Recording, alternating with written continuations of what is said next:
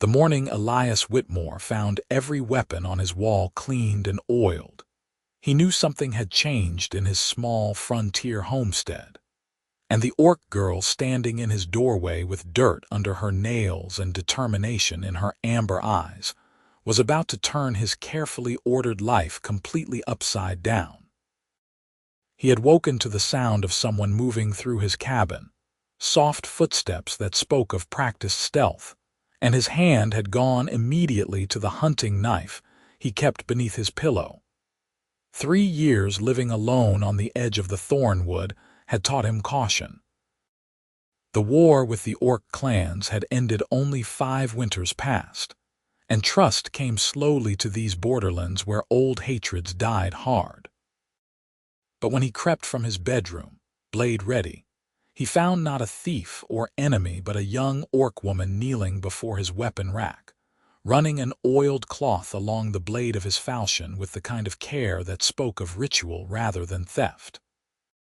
She wore rough spun clothing, a tunic and trousers that had seen hard use, and her green skin bore the pale lines of old scars. Her tusks were small, barely protruding past her lower lip, and her black hair had been braided back in a practical plait that hung between her shoulder blades. She sensed him before he spoke, her pointed ears twitching, and she turned with the cloth still in her hands. No fear showed in her face, only a kind of resigned determination that made Elias lower his knife slightly. "Why are you in my home?" he asked, keeping his voice level despite the hammering of his heart. The orc girl stood slowly, setting the cloth aside with deliberate care. "A mate's tools must be sharp," she said, as though this explained everything. "Your weapons were neglected. The sword had rust. The axe needed honing. A warrior who does not tend his tools will not survive." Elias blinked, trying to process her words through the strangeness of the situation. "I am not looking for a mate. I am Grisha," she said, ignoring his protest entirely. "I have been watching your homestead for 7 days. You work hard. You are skilled. You do not waste, but you have no one to tend what matters." She gestured to the weapons now gleaming on the wall. "This is not right. You have been watching me." Elias felt his grip tighten on the knife again, though something about her direct manner kept his alarm from turning to action. "Yes." Grisha met his eyes without flinching. "I was cast out from my clan. They said I showed weakness to humans, that I dishonored our traditions. I have been surviving in the thornwood, but winter comes. I need shelter. You need help. This is practical." The audacity of it left Elias speechless for a moment. Here stood an orc woman, barely past 20 by his estimation, who had apparently decided to simply move into his home based on some strange logic about weapon maintenance and mutual benefit. "You cannot just decide to live here," he said finally. "This is my land. I built this cabin with my own hands. I know." Grisha tilted her head slightly, studying him. "You were a soldier. Eastern campaigns. You came here to forget the war. You grow wheat and keep goats. You sell your grain to the trading post every month. You speak to no one unless necessary. You are lonely." Each word landed like a gentle blow, accurate in a way that made Elias uncomfortable. He had come to the frontier precisely to escape being known, to leave behind the man he had been during the war. The idea that this stranger had observed enough to understand him made his skin prickle. "That does not give you the right to enter my home uninvited," he said, though his voice had lost some of its edge. Grisha's expression shifted slightly, something that might have been disappointment crossing her features. "No," she agreed quietly. "It does not. I will leave if you command it, but I offer you a trade. I am strong. I can work. I can hunt. I know the forest and its dangers. You have built something good here, but it is too much for one person. Let me help, and I will ask for nothing but shelter and food." Elias wanted to refuse. Everything about this situation violated the solitary life he had constructed so carefully. The people in the nearest village, Millbrook, already regarded him with suspicion for choosing to live so far from civilization. If they learned he had taken in an orc, even one who claimed to be cast out, they would likely run him off as a traitor or worse. But as he looked at Grisha, standing in his cabin with pride in her bearing despite her obvious desperation, he found himself remembering things he had tried to forget. He had fought orcs during the war, yes, but he had also fought alongside them in the final years when the clans of the southern reaches had allied with human forces against a common enemy. He had seen their honor, their fierce loyalty to those they considered kin. And he had seen how quickly humans forgot those alliances once the war ended. "1 week," he heard himself say. "You can stay for 1 week. You will sleep in the barn, not the cabin. You will work as you offered. After 7 days we will speak again." Grisha's eyes brightened, a flash of something fierce and grateful. "You will not regret this. I swear it on my ancestors." Elias sheathed his knife and moved past her to examine the weapons on the wall. She had not lied about her work. The steel gleamed, each blade oiled and perfect, the kind of maintenance that required both skill and genuine care. His falchion, which he had barely touched since leaving the army, looked as it had the day it had been forged. "Why did your clan cast you out?" he asked, running his finger along the flat of the blade behind him. Grisha was silent for a long moment. When she spoke, her voice carried a weight that suggested old pain.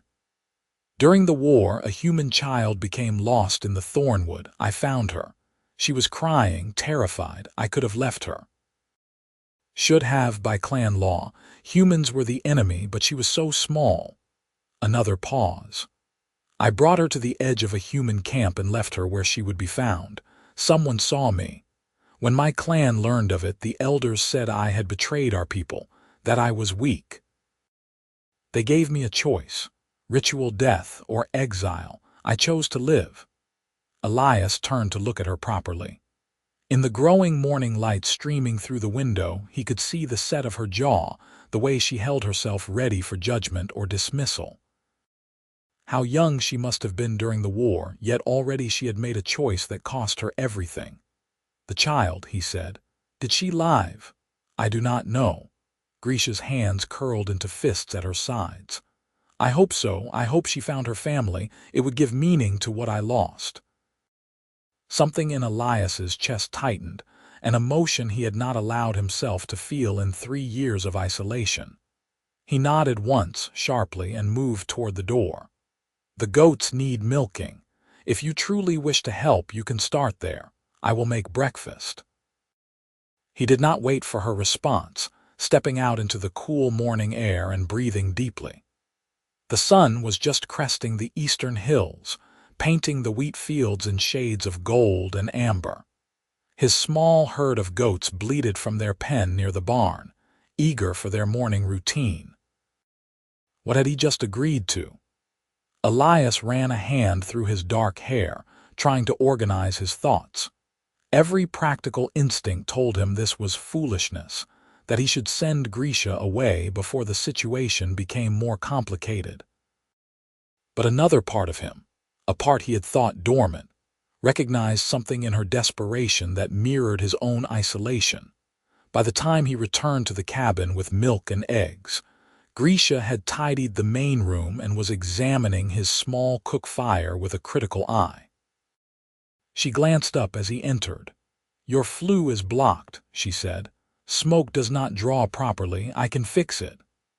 "After breakfast," Elias replied, moving to prepare a simple meal of porridge and eggs. He was acutely aware of her presence, the way she moved around the small space with careful precision, always maintaining a respectful distance. They ate in silence, seated across from each other at his rough wooden table. Elias had grown accustomed to solitary meals, but having another person present changed the quality of the quiet. It felt less like isolation and more like companionship, which both comforted and disturbed him. "You said you were a soldier," Grisha said eventually, wiping her bowl clean with a piece of bread. "Which campaigns?" "Mostly Eastern Front," Elias replied. "Siege of Ravenspire, the marsh battles, final stand at the Greymount." He hesitated, then added, "I was there when the southern clans joined our forces." Grisha's expression shifted, a flicker of something complex crossing her features. "My clan was northern. We did not ally with humans. The elders said it was betrayal of our heritage. They fought until the very end." "Many died," Elias said quietly, "on all sides." "Yes," Grisha stood, collecting their bowls. "War is waste. My father told me this before he fell. He said humans and orcs bleed the same red, die the same death. The elders exiled him from their councils for such words. When he died in battle, they said it was justice. I was 10 winters old." Elias watched as she moved to wash the dishes in his water basin, her movements efficient and practiced. How much loss had this young woman endured? Cast out by her people, surviving alone in a wilderness that showed no mercy to the weak or unprepared. "I am sorry," he said, surprising himself with the sincerity in his voice. Grisha paused, looking back at him over her shoulder. "Why, you did not kill him. You did not cast me out." "No. But I fought in a war that created such losses, and I have remained silent while humans continue to treat orcs as monsters rather than people." "Silence is survival," Grisha said, resuming her washing. "I understand this well. Speaking truth costs too much." The rest of that first day passed in a strange rhythm of shared work. Grisha fixed his flue, and the improvement in the fire's draw was immediate. She inspected his goat pen and reinforced a weak section of fencing. She identified several wild herb patches near the tree line that Elias had not known were edible. She moved through tasks with the confidence of someone raised to value competence and utility above all else. Elias found himself watching her work more than was strictly necessary, fascinated by the economy of her movements, the way she approached each problem with careful assessment before acting. She spoke little, but when she did, her words were direct and thoughtful. That evening, as the sun set and painted the sky in shades of orange and purple, Grisha retreated to the barn as agreed. Elias stood in his doorway, listening to the sounds of her settling in among the hay and animal warmth, and felt an unfamiliar twist of guilt at having her sleep there while he occupied the cabin alone. But propriety demanded it, he told himself. Already he was taking a risk housing her at all. If word reached Millbrook, there would be questions he did not want to answer. The week that followed established a pattern that felt both strange and surprisingly natural. Grisha proved herself invaluable, her strength and skills filling gaps in the homestead's operation that Elias had not fully recognized.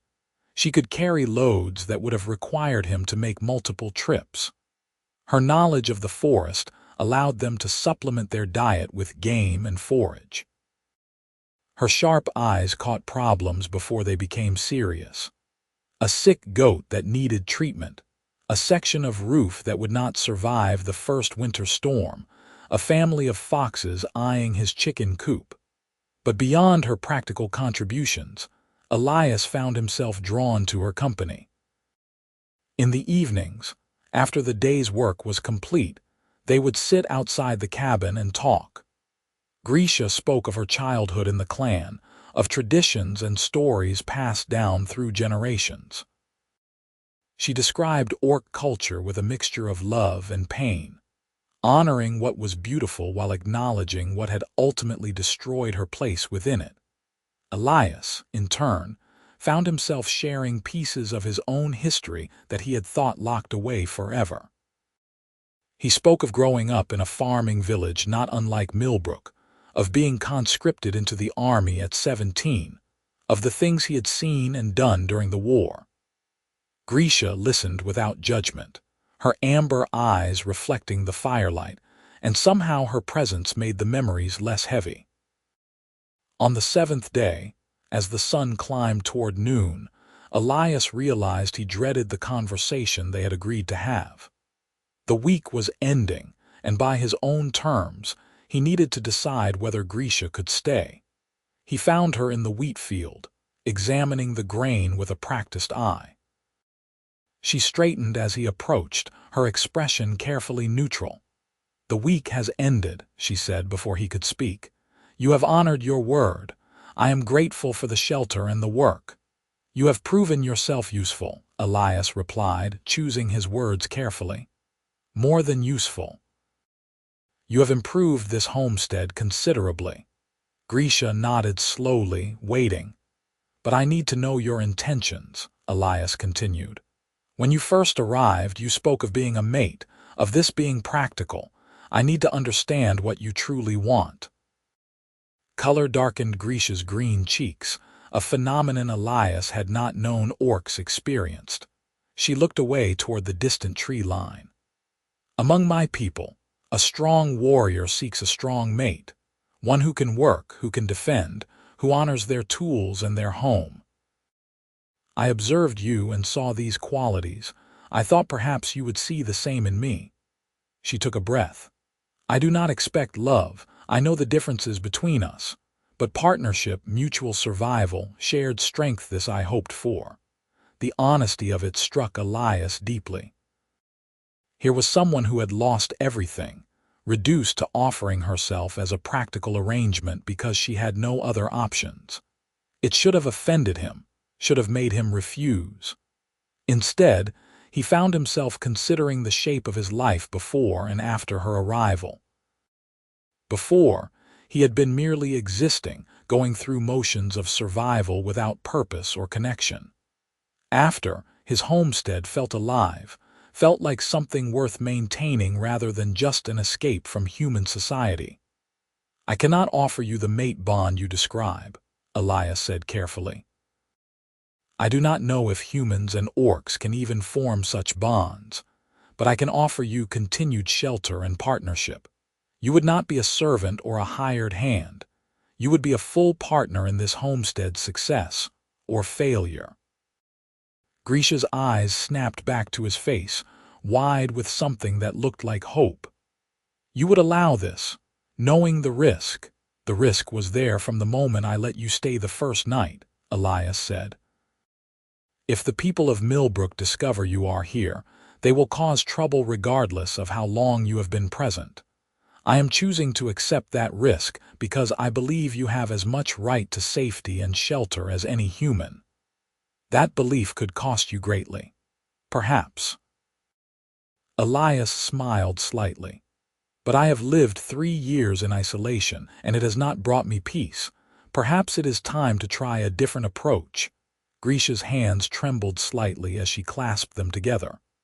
"I swear to you I will honor this partnership. Your home is my home.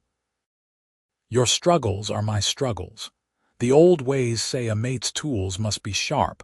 I will ensure you lack nothing that I can provide." They shook hands there in the wheat field, a formal gesture that sealed something neither of them could quite name. It was not a marriage, not romance, but something that held weight nonetheless. A promise of mutual regard and shared purpose. The months that followed brought autumn's harvest and the first hints of approaching winter. Grisha and Elias fell into a comfortable rhythm, their partnership deepening through shared labor and accumulated small kindnesses. He taught her to read, spending evenings by lamplight with his small collection of books. She taught him orc songs and stories, her voice strong and clear in the firelit cabin.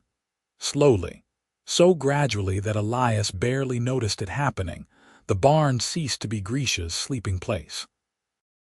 It began with a late-night storm, rain hammering down with such force that Elias insisted she come inside rather than remain in the drafty barn. She slept on the floor near the fire that night, wrapped in a spare blanket. The next night, he laid out a proper bedroll for her in the main room. Within 2 weeks, this had become routine. Propriety still demanded separation. She had her space.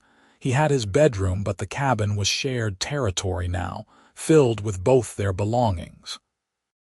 The people of Millbrook remained ignorant of Grisha's presence through a combination of careful timing and sheer good fortune. Elias made his monthly trips to the trading post alone, and Grisha was careful to remain hidden when the occasional traveler passed near the homestead. It was a fragile deception, but it held. It was during the first snow of winter, when the world turned white and quiet, that Elias began to recognize the truth he had been avoiding. He had grown to care for Grisha in a way that went far beyond partnership or practical arrangement. The sound of her laughter warmed him more than the fire. The sight of her moving through the cabin, completely at ease, filled him with a contentment he had never experienced.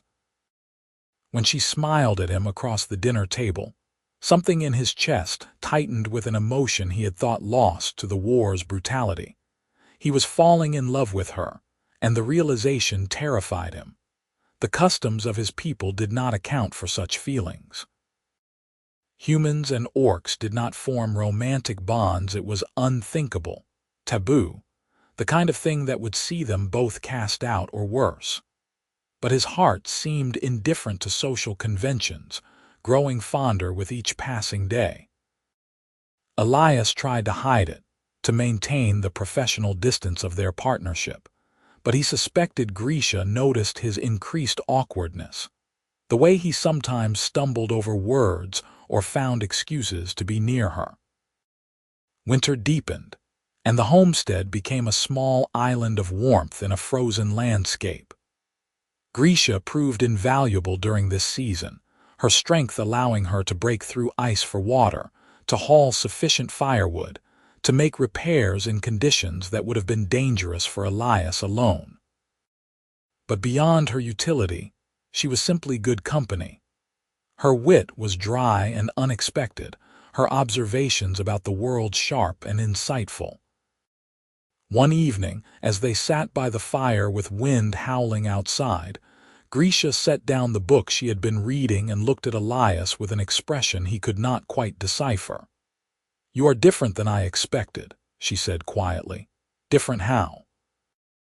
Elias asked, though he felt his pulse quicken at the intensity of her gaze. "When I first came here, I saw only what I needed to see. A strong human, living alone, practical and skilled. I thought partnership would be enough." She paused, her fingers tracing patterns on the arm of her chair. "But you are more than that. You are kind. You listen. You see me as a person, not as an orc or an exile. You have given me something I did not know I was missing." "What is that?" Elias's voice came out rougher than he intended. "A home," Grisha said simply. "Not just shelter, but a true home. A place where I belong." The words hung in the air between them, weighted with meaning that made Elias's heart race. He wanted to respond, to tell her that she had given him the same gift, but fear held his tongue. To speak such feelings aloud would change everything, would transform their careful partnership into something far more complicated and dangerous. But before he could formulate a safe response, a sound cut through the night, the baying of hounds, distant but unmistakable, coming from the direction of Millbrook. Grisha was on her feet instantly, her body tensed for action. "Hunters," she said, her voice tight. "Moving this direction." Elias rose as well, moving to the window and peering out into the snowy darkness.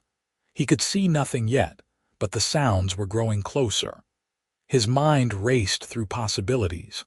Random hunters would not be out in this weather. Someone must have seen something, reported something. "The barn," he said quickly. "Go to the barn and hide in the hay loft. I will handle this." "No," Grisha's voice was firm. "If they are hunting me, hiding will only delay the inevitable. Better to face it now." They will kill you, Elias said, turning to face her with sudden fierce urgency. Or worse, I will not allow that. You cannot stop them if they are determined. Then I will convince them there is nothing to find. The hounds were closer now, their cries cutting through the winter night like knives. Elias could see torch lights in the distance, a group of men approaching his homestead with clear purpose. Grisha looked at him for a long moment, and something in her expression made his breath catch. Why do you protect me? You risk everything. Because you are under my protection, Elias said, the words coming from some deep, instinctive place. Because this is your home as much as mine. Because I will not stand by and watch injustice be done. There is more, Grisha said softly. I see it in your eyes when you look at me. I feel it in the spaces between your words. The hunters were nearly at his property line now. Elias could hear men's voices, harsh and excited. There was no time for careful thought, no time to weigh consequences. Yes, he said, the admission torn from him by the urgency of the moment. There is more, but now you must hide, please. Let me handle this. Grisha's hand came up to touch his cheek, her palm warm against his skin. A mate's tools must be sharp, she said. And a mate stands beside her partner in danger, not hiding while he faces it alone. Before Elias could argue further, the first of the hunters broke through the tree line into his cleared land. There were 6 of them, all men he recognized from Millbrook farmers and tradesmen, led by Marcus Denwood, a man who had made his hatred of orcs well known during and after the war. Whitmore, Marcus called out, his voice carrying across the snowy yard. We need to speak with you. Elias stepped out onto his porch, deliberately positioning himself to block the doorway where Grisha stood just inside, out of sight. It is late and cold, Marcus. What brings you out in such weather? We have been tracking an orc, Marcus said, his torch held high. Trail led this direction. Hounds picked up the scent 3 days ago, been following it since. You seen anything? I have been snowed in for a week, Elias replied calmly. I have seen nothing but my own land and animals. One of the other hunters, a younger man named Seth, pointed toward the cabin. Hounds are interested in your place, Whitmore. They are pulling toward your door. I butchered a goat 2 days ago, Elias said, keeping his voice level. Perhaps they smell the meat. Marcus stepped closer, his eyes narrowing. You were always strange, Whitmore, coming out here alone, keeping to yourself. Some folks say you are too soft on orcs, that you sympathized with them during the war. I fought in the war same as you, Marcus. Shed blood for the same cause. But did you? Marcus's tone had turned ugly. Or did you hold back, go easy on the greenskins? I heard stories about the Greymount, about humans and orcs fighting side by side. Unnatural, that is, against the order of things. Elias felt his temper rising but forced it down. Losing control now would help no one. The war is over. What the commanders ordered us to do then has no bearing on now. War is never over, Marcus spat. Not while even one orc draws breath. They are monsters, Whitmore, killers. And if there is one hiding in these woods, it is our duty to hunt it down. Behind him, Elias heard the soft creak of the door opening wider. His heart sank as Grisha stepped onto the porch beside him, her head high and her shoulders back. I am the one you hunt, she said clearly. And I am no monster. The reaction was immediate and violent. Several of the hunters raised their weapons, a mix of hunting spears and axes. The hounds lunged forward against their leads, snarling and barking. Marcus's face twisted with triumph and disgust. Well, well, he said. The orc speaks. And Whitmore here has been harboring it. That is a crime, Whitmore. Aiding the enemy, you will answer for this. She is not the enemy, Elias said, moving to stand partially in front of Grisha. The war is over. She is simply trying to survive. It is a greenskin, Seth said, his voice shaking with anger or fear or both. They killed my brother during the war. They are murderers. I killed no one, Grisha said, her voice steady despite the weapons pointed at her. I was barely more than a child during the war. I saved a human child's life. That is why my own people exiled me. I have no clan, no family. I am alone. You are a liar, Marcus snarled. All orcs lie. It is in your nature. And what is in your nature? Elias demanded, his own anger breaking through at last. To hunt down someone who has done you no harm, to murder in the name of old hatreds. Grisha has been here for months, living peacefully, working honestly. She threatens no one. Months, Marcus's eyes widened. You have been hiding this creature for months. By the gods, Whitmore, you are worse than I thought. What have you been doing out here? Consorting with it, betraying your own kind. The accusation hung in the cold air, and Elias felt the weight of the moment settling on his shoulders. He could deny it, could try to maintain that Grisha was merely a laborer, someone he had hired for practical reasons. But looking at her standing proud beside him despite the hatred directed at her, he found he could not diminish what they had built together. Grisha is my partner, he said clearly. In all the ways that matter. She shares my home, my work, my life, and I will not allow you to harm her. The hunters exchanged glances, and Elias saw the shift in their posture, the way hands tightened on weapons. This was going to turn violent, and there were 6 of them armed and ready while he had only the knife at his belt. Stand aside, Whitmore, Marcus said, his voice dropping to something dangerous. We will kill the orc, and if you are wise, you will go back inside and let us do what needs doing. If you interfere, you will be judged alongside it. No. The word came out flat and absolute. Elias felt Grisha tense beside him but did not take his eyes off the hunters. You will leave my property now or I will defend it. 1 against 6, Marcus laughed harshly. You are a fool. Perhaps. But I am a fool who will not stand by while murder is done. The moment stretched, tension building like a drawn bowstring. Then one of the hunters, an older man Elias knew as Thomas Wright, lowered his spear slightly. Marcus, Thomas said quietly, the man has made his choice. Foolish or not, this is his land. We came to track an orc, not to attack a fellow human. He is harboring the enemy, Marcus snapped. That makes him a traitor. The war is over, Thomas repeated, his voice firmer now. I lost a son in that war, Marcus. I have as much reason to hate orcs as any man here, but I will not become a murderer in the name of that hate. If Whitmore says the orc has lived here peacefully, if he vouches for it, then perhaps we should listen. Listen to what? Lies and betrayal. To reason, Thomas said. He looked directly at Grisha. You say you saved a human child during the war, Grisha nodded. A girl, perhaps 5 winters old. She had wandered into the thornwood. I found her and brought her to where your people could find her. My clan discovered what I had done and cast me out for it. Why would you do such a thing? Another hunter asked, genuinely curious. Risk everything for a human child. Because she was crying, Grisha said simply. Because she was small and afraid and alone. Because I could not leave her to die in the forest, regardless of what my elders commanded.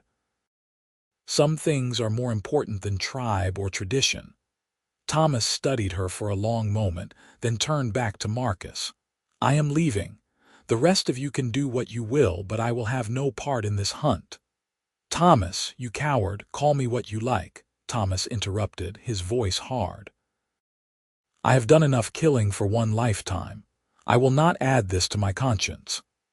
He turned and began walking back toward the tree line, his footsteps crunching in the snow. 2 of the other hunters hesitated, exchanged glances, then followed Thomas. That left Marcus and 2 others, and Elias could see the fury in the man's face at having his party reduced. This is not over, Marcus snarled. The village will hear of this, Whitmore. You will be shunned, driven out. You and your orc whore both." "Then that is the price I pay," Elias replied calmly, though his heart was pounding. "Now leave my land." For a moment he thought Marcus would attack anyway, consequences be damned. But the man's eyes flicked between Elias and Grisha, calculating odds and finding them less favorable than before. With a disgusted sound, he spat into the snow and turned away, his remaining companions following. They watched until the torches disappeared into the forest and the sound of hounds faded into the distance.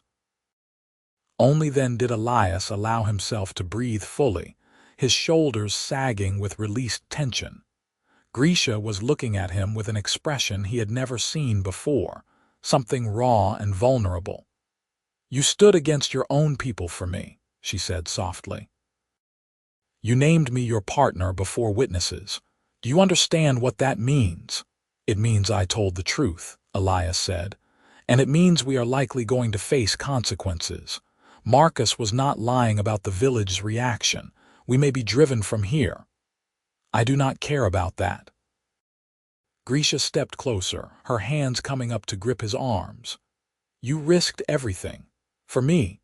Why?" The question hung between them, demanding an answer that Elias had been avoiding for months. But standing there in the snow with the danger barely past, he found the words coming easier than he had imagined. "Because somewhere in these past months, you stopped being a convenient partner and became something far more important," he said. "Because when I imagine my future, you are in it. Because when Marcus called you my partner, I realized that was not sufficient. You are not merely my partner, Grisha. You are the person I have come to love." The admission hung in the cold air, visible in the clouds of their breath. Grisha's eyes widened, her fingers tightening on his arms. "Love," she repeated as though testing the word. "Humans and orcs do not love. It is forbidden, impossible." "Apparently, I am very good at doing impossible things," Elias said, and despite everything, he found himself smiling. "I do not know what future we can have. I do not know if human society will ever accept us, or if orc society would either. But I know that I have been more alive these past months than I was in all the years before. I know that you have given me purpose and joy, and a reason to care about something beyond mere survival.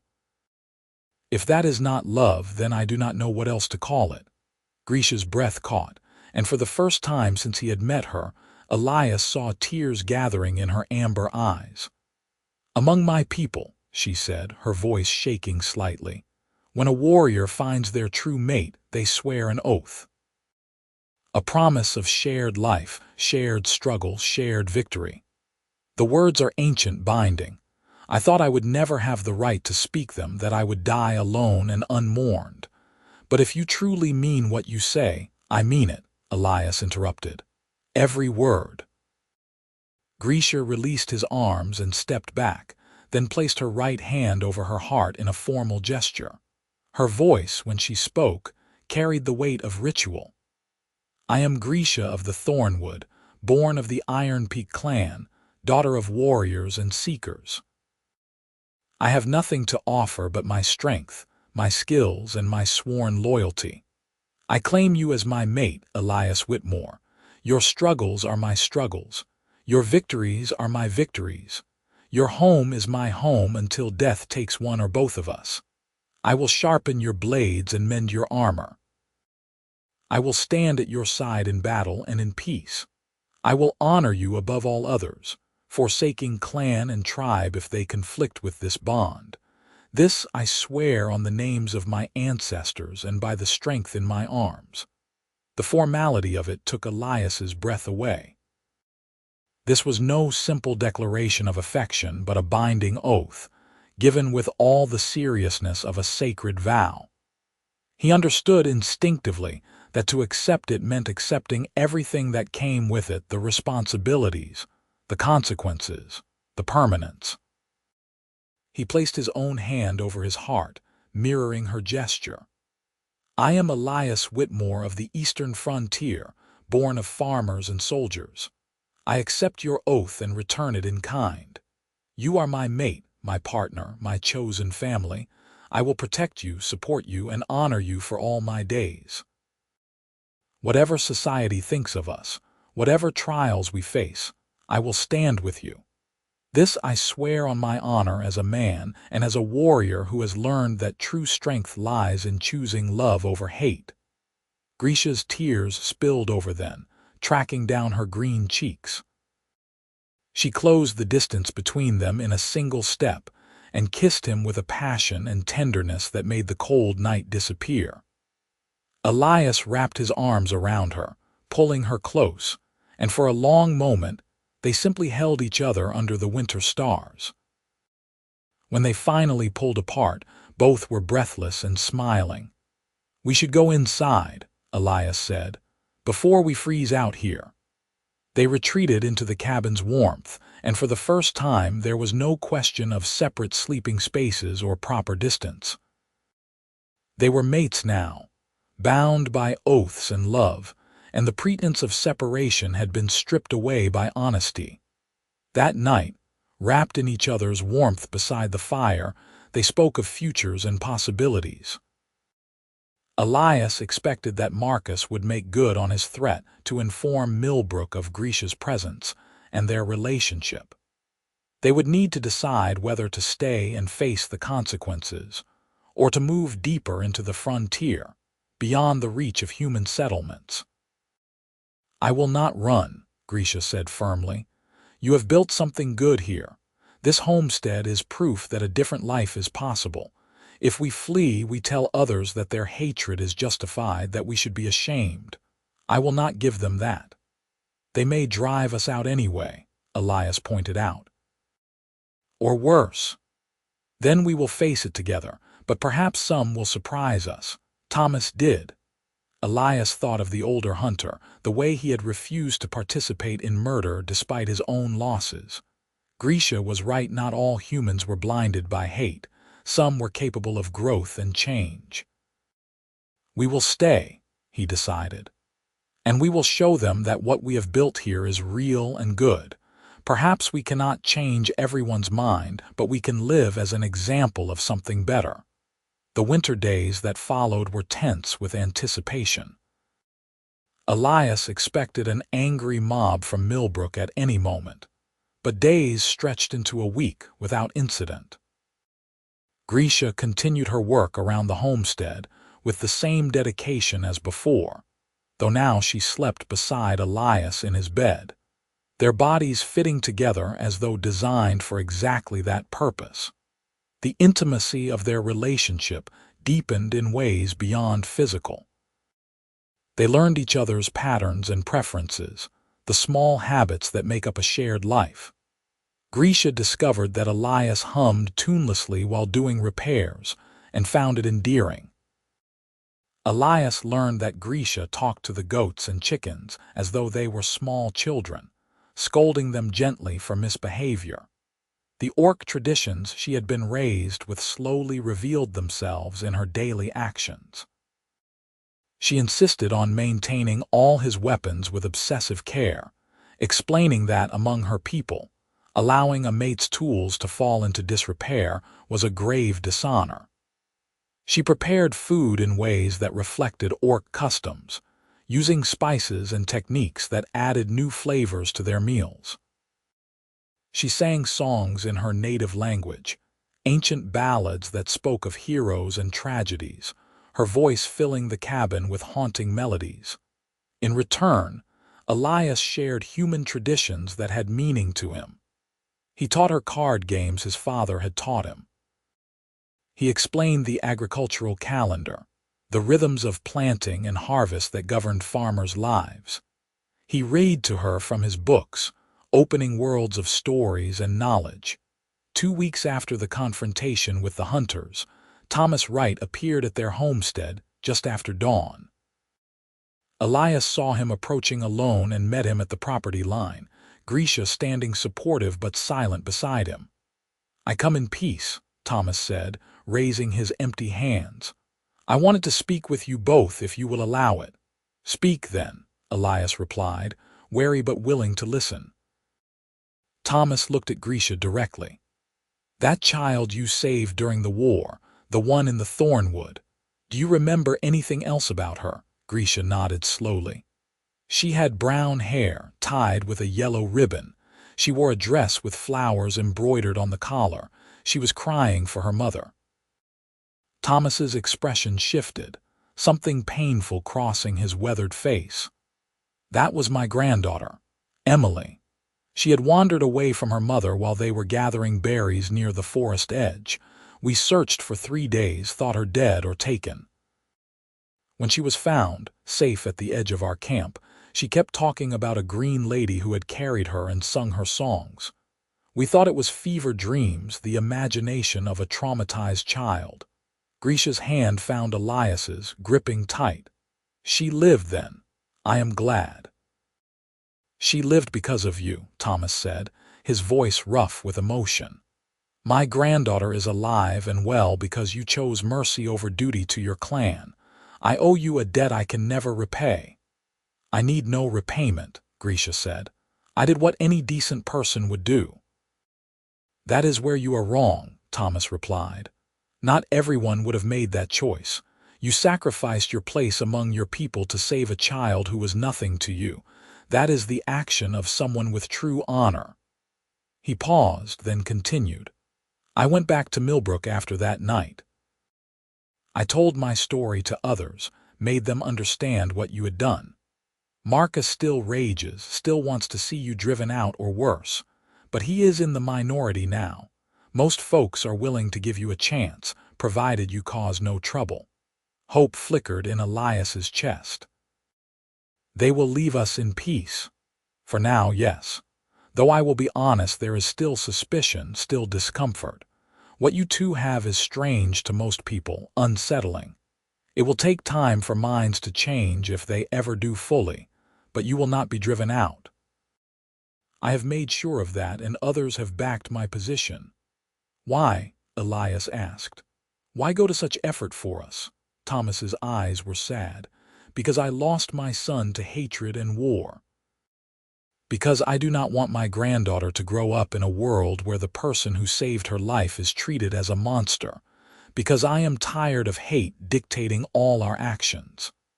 He looked at both of them. You two are trying to build something different here. It may not work, may not last. But at least you are trying. That deserves support, not persecution. Grisha bowed her head in a gesture of respect that was purely orcish. You honor us, Thomas Wright. If ever you have need of us, you have only to ask. Thomas nodded, then reached into his coat and pulled out a small package wrapped in cloth. He held it out to Grisha. From Emily.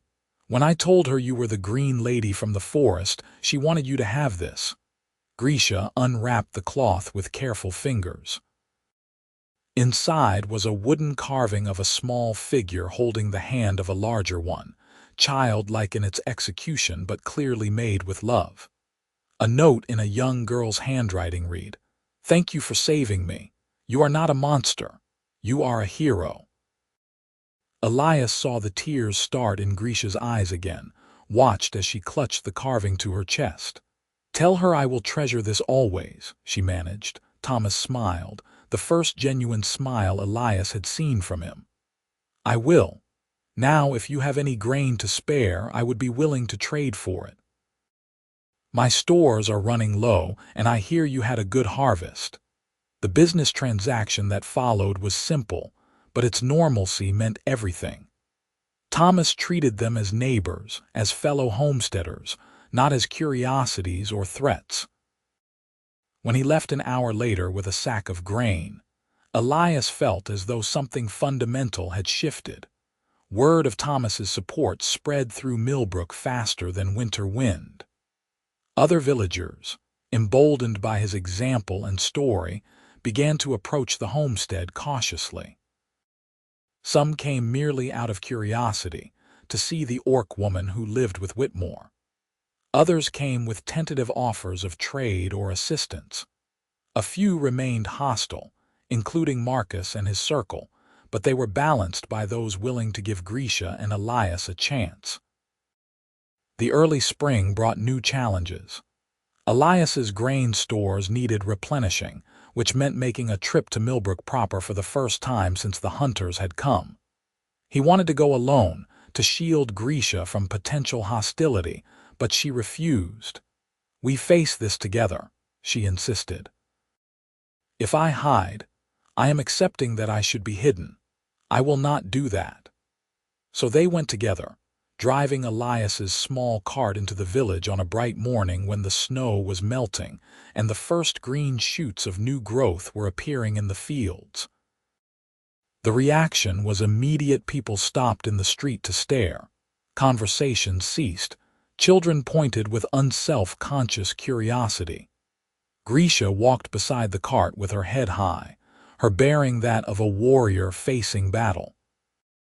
Elias felt his own tension rising as they approached the trading post, the center of village commerce and gossip. The proprietor, a shrewd woman named Margaret Stone, looked up as they entered. Her expression was difficult to read, showing neither welcome nor hostility. "Whitmore," she acknowledged. Then, after a pause, and guessed. "This is Grisha," Elias said clearly, refusing to diminish her to guest. "My partner and mate." Margaret's eyebrows rose slightly, but she nodded. "What can I do for you?" The simple transaction of purchasing seed grain and other supplies proceeded with surprising normalcy. Margaret was professional, fair in her pricing, and treated Grisha with the same business-like courtesy she showed any customer. When they concluded their business, she even offered a small concession. "Next time you come by, bring some of those herbs Grisha supposedly knows about.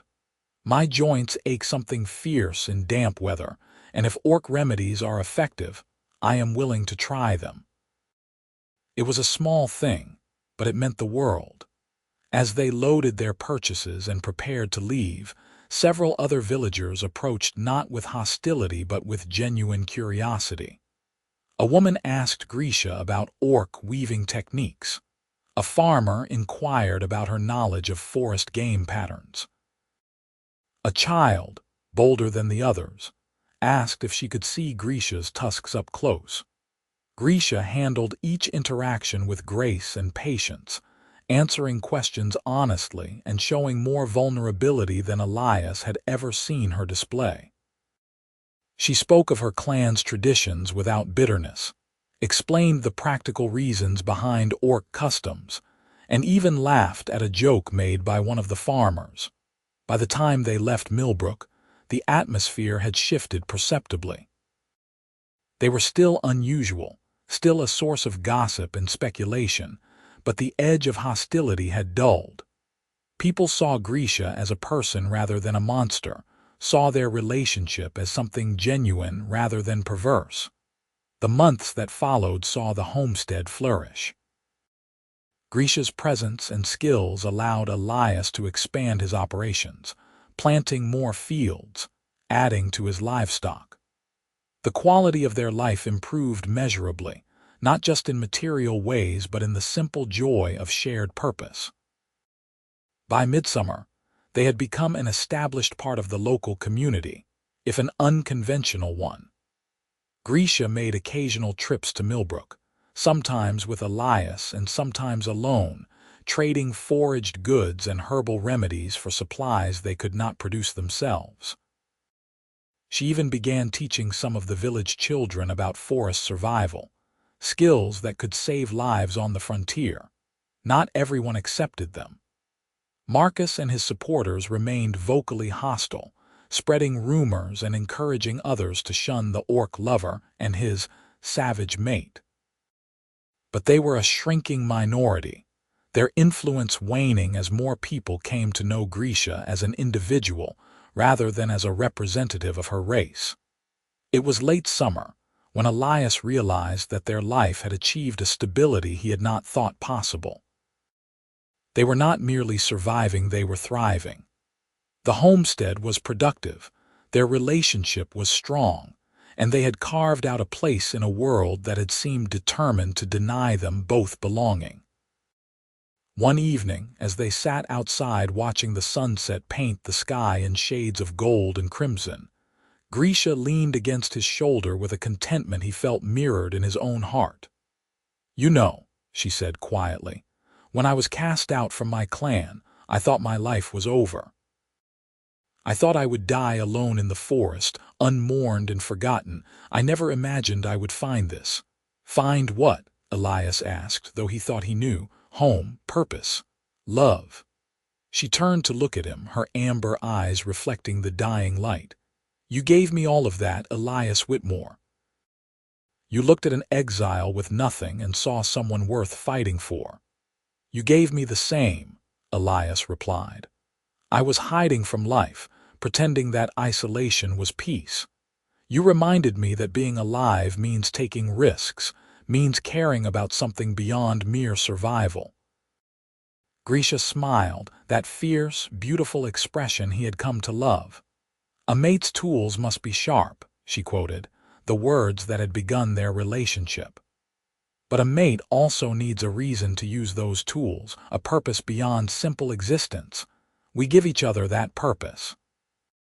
Elias pulled her closer, feeling the solid warmth of her against his side. They sat in comfortable silence as the stars emerged one by one, marking the transitions from day to night, from one season toward the next. As autumn approached, bringing with it the harvest and the promise of another winter, Elias began thinking about the future in more concrete terms. He and Grisha had built something remarkable together, but it existed in a kind of liminal space, not quite accepted, not quite rejected. He wanted something more definite, something that would mark their bond as permanent and unshakable. The problem was that neither human nor orc traditions provided a clear path for what they were. They had exchanged orc mating oaths, but those had no legal standing in human society. A human marriage would require a priest or magistrate, and Elias doubted any would be willing to officiate a union between species. He was contemplating this problem one afternoon while repairing a section of fence when Thomas Wright appeared again, this time accompanied by a stranger, a woman in simple but well-made traveling clothes, with the bearing of someone accustomed to authority. "Elias, Grisha," Thomas called out in greeting. "I have brought someone who wishes to meet you. This is Magistrate Helen Corwin, recently appointed to oversee legal matters for this frontier region." Elias exchanged a quick glance with Grisha, both of them uncertain what this visit meant. They approached cautiously, and Elias noted that the magistrate studied them both with keen, intelligent eyes. "Thomas has told me about your situation," Helen said without preamble. "About the orc mating oaths you exchanged, about the life you have built here. He believes you deserve legal recognition of your union, and I am inclined to agree." "You would marry us?" Elias asked, unable to keep the surprise from his voice. "According to human law, I would," Helen confirmed. "I see no legal impediment despite the unusual nature of the union. The war is over. The king's latest decree includes provisions for peaceful integration of former enemy populations. While interspecies marriage was not explicitly addressed, neither is it forbidden. And more importantly, I believe in recognizing bonds formed in genuine commitment and love." Grisha's hand found Elias's, gripping tight. "You would do this knowing we are different species, knowing the prejudice we face."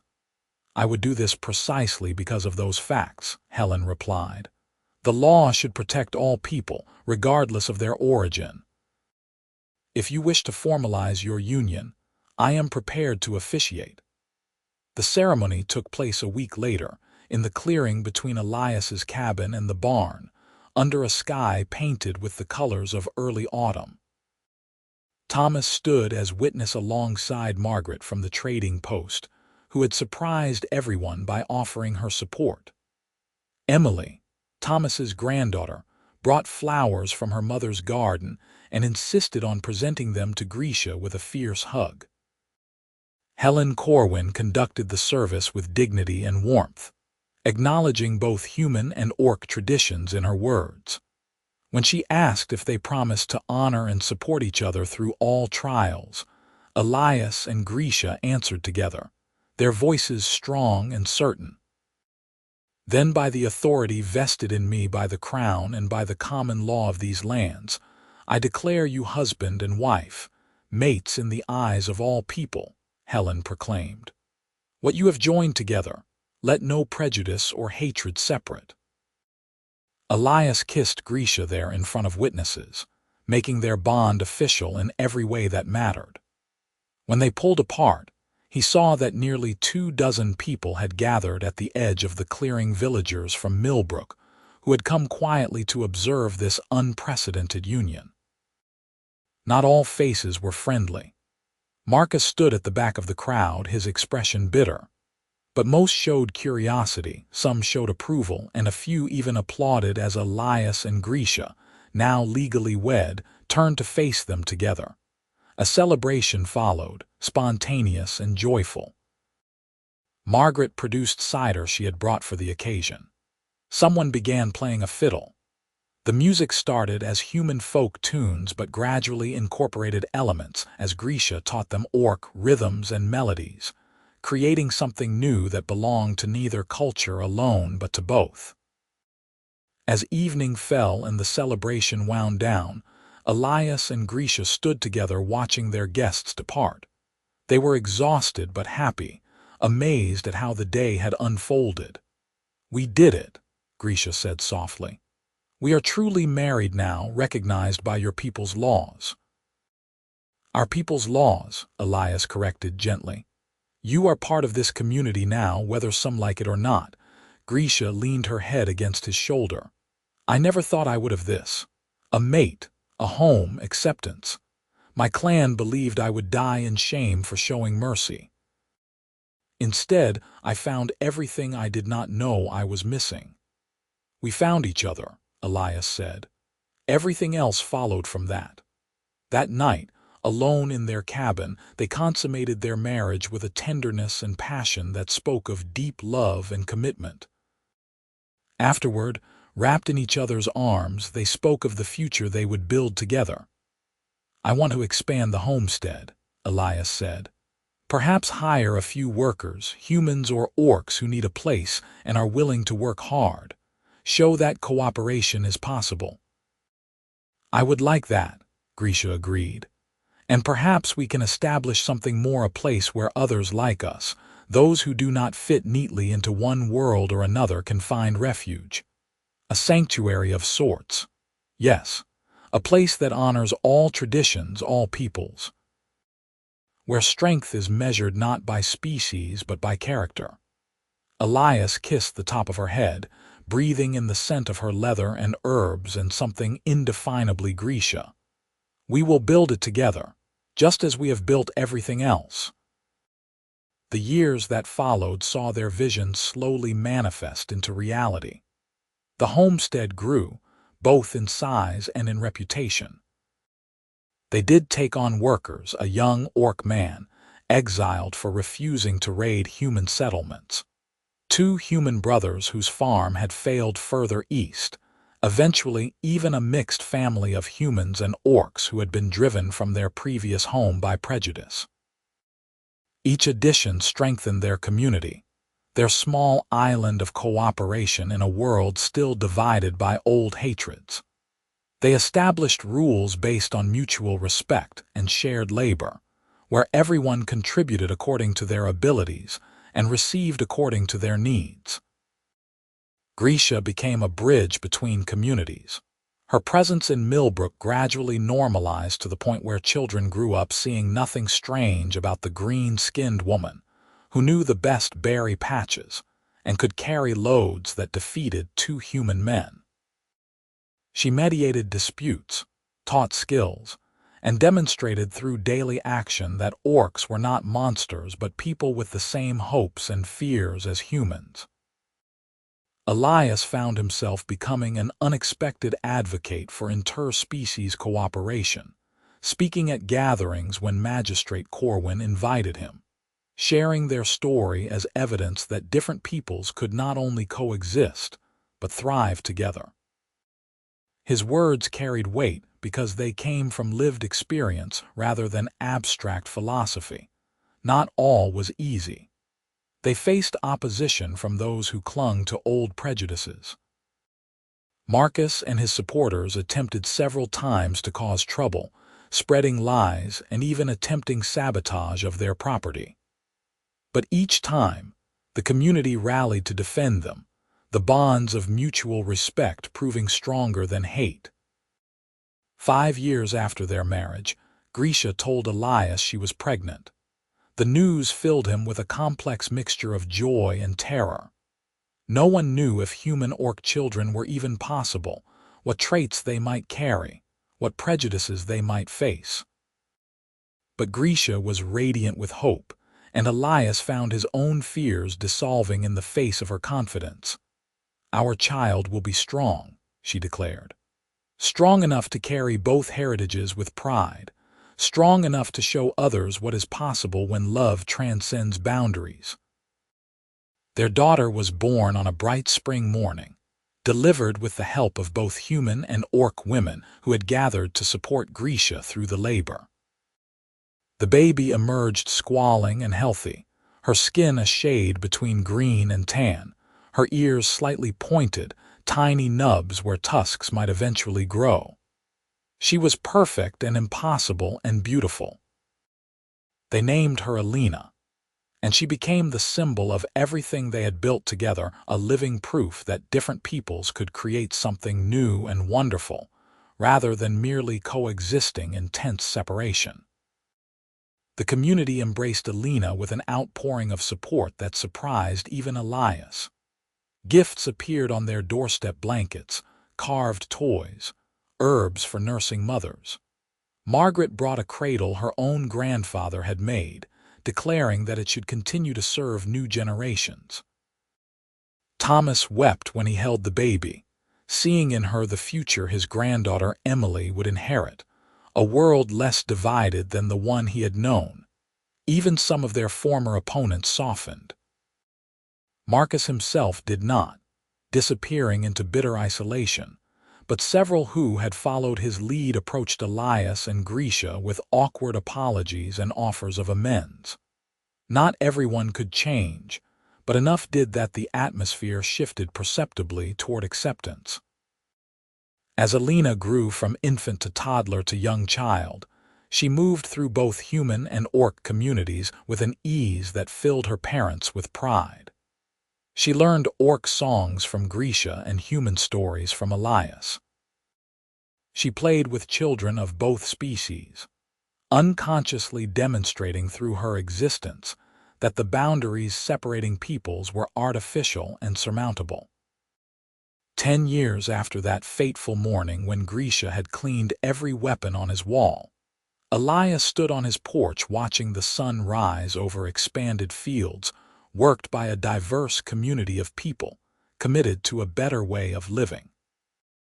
His daughter was teaching a group of younger children, human and orc both, how to identify edible plants near the tree line.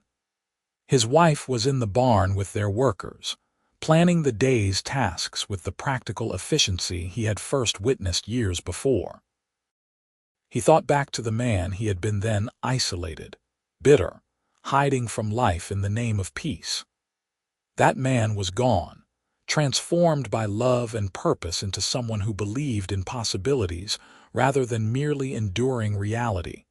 Grisha emerged from the barn and saw him standing there.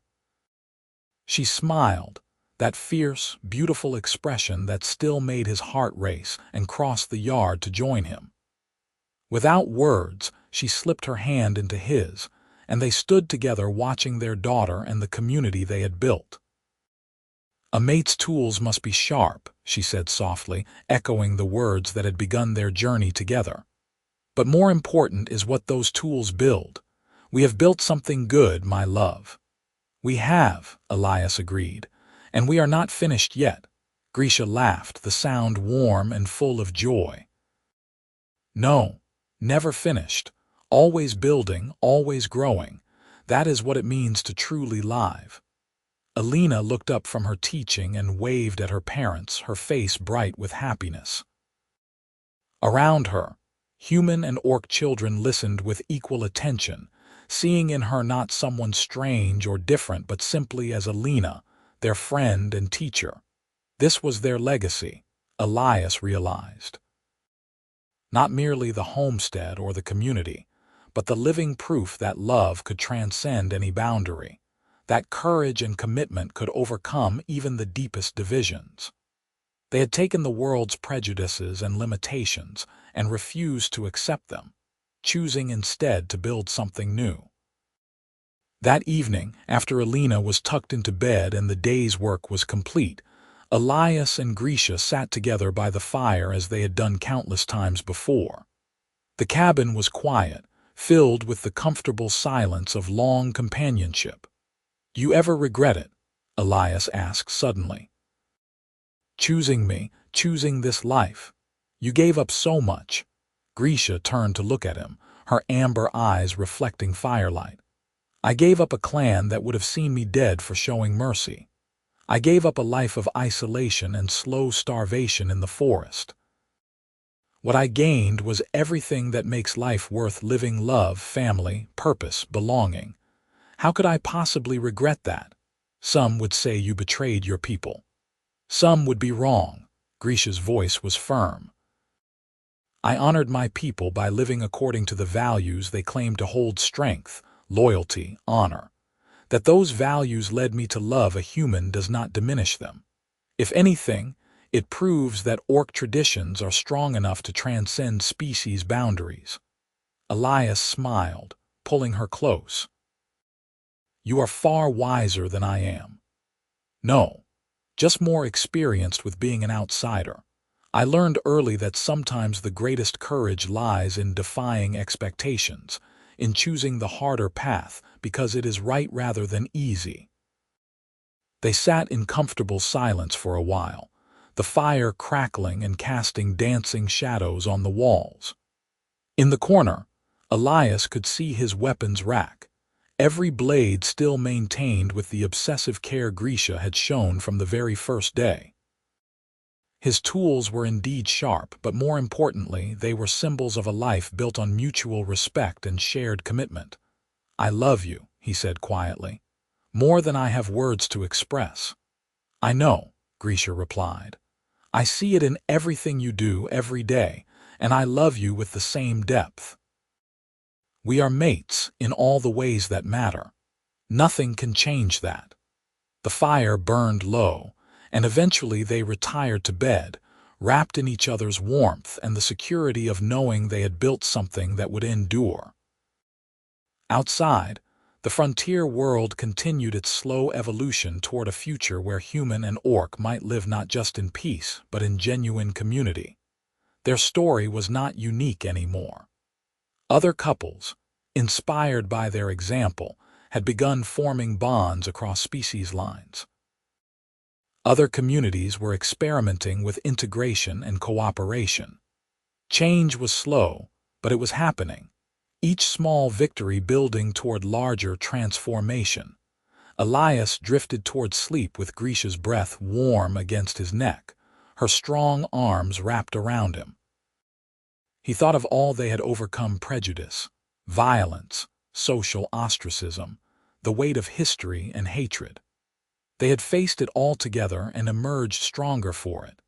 The morning he had found every weapon on his wall cleaned and oiled, he had not understood what Grisha was really offering. It had seemed like a practical arrangement, a strange orc custom applied to a desperate situation. But now he understood the deeper meaning. She had been showing him that a mate was someone who cared for what mattered to you, who ensured you were prepared for life's challenges, who invested in your success and well-being. In maintaining his weapons, she had been saying, "I see you. I value you. I will help you be the best version of yourself." and in accepting her help, in opening his home and heart to her, he had been saying, "I see you too. Your worth is not defined by your species or your clan's rejection. You are enough, just as you are." Everything that followed the love, the marriage, the community, their daughter, the slowly changing world around them had grown from that initial act of care and the courage to accept it. As sleep claimed him, Elias's last conscious thought was gratitude.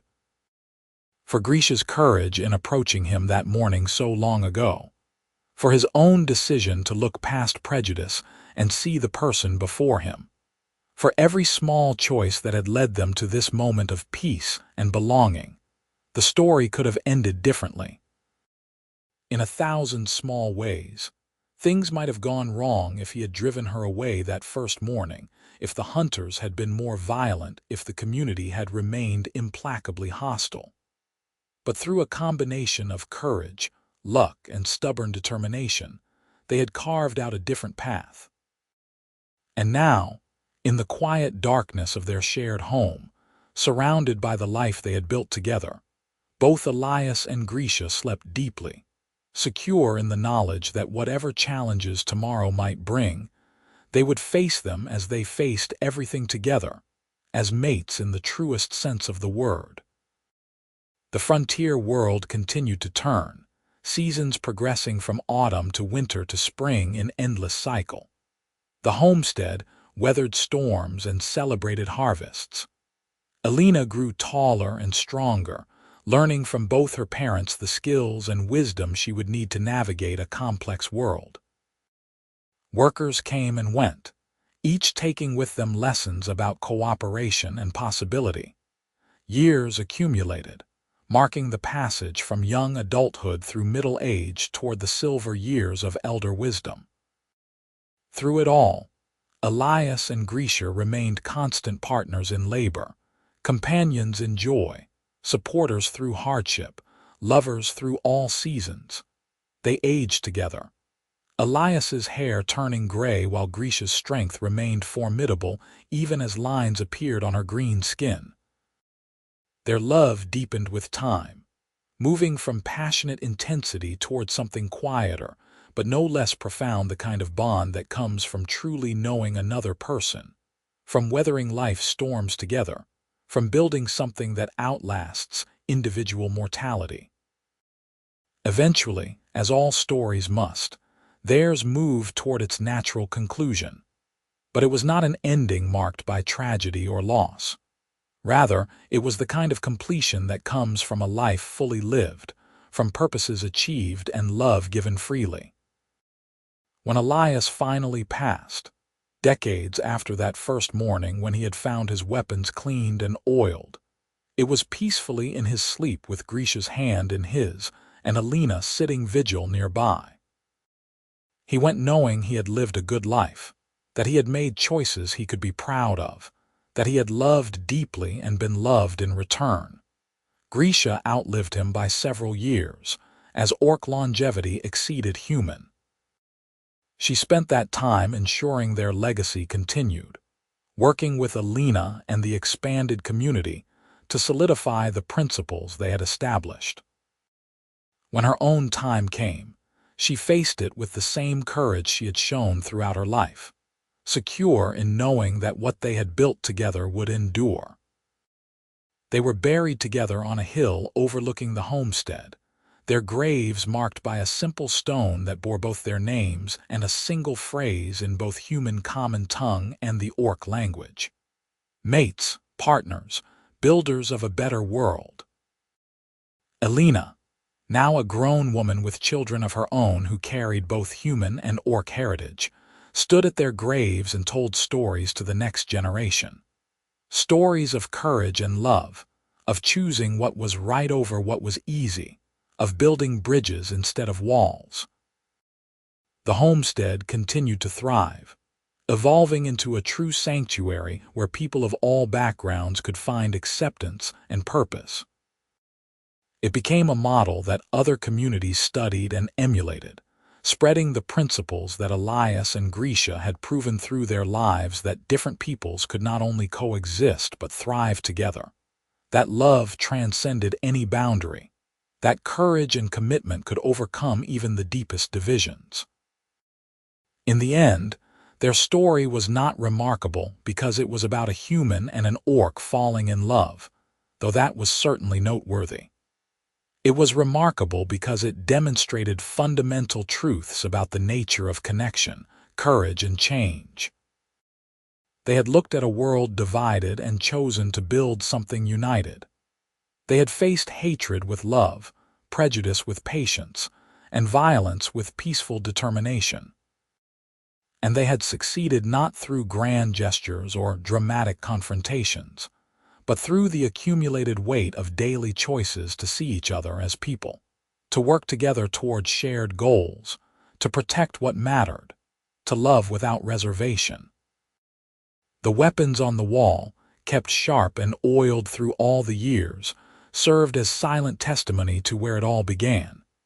A mate's tools must be sharp, yes, but more importantly, a mate must see and honor what matters to the other person, must invest in their success, must care deeply and practically about their well-being.